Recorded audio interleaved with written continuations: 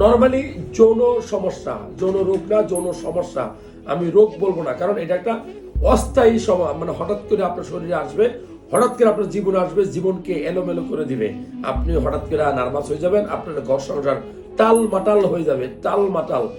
So আপনারা যারা video দেখছেন, হাসানুল বান্না ভাই বাগেরহাট থেকে, মুন্নি আপা কেমন আছেন, যে সকল আপুরা ভিডিও দেখছেন, আমাদের ভিডিওটা দেখেন, কাজে লাগবে ইনশাআল্লাহ।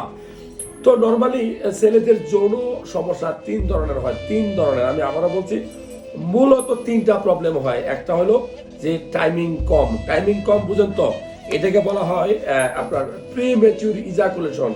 আরেকটা হলো ইরেকটাইল ডিসফাংশন, অর্থাৎ যেটাকে আপনারা গ্রাম বাংলায় বলেন ধ্বজভঙ্গ রোগ। ঠিক আছে, ধ্বজভঙ্গ কেন বলেন?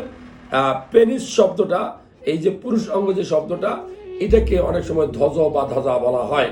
এটা যখন আপনার স্ট্রং হবে না, তখনই আপনি ধ্বজভঙ্গ বা ইরেকটাইল ডিসফাংশন এই নামে আপনি আবির্ভূত হবেন।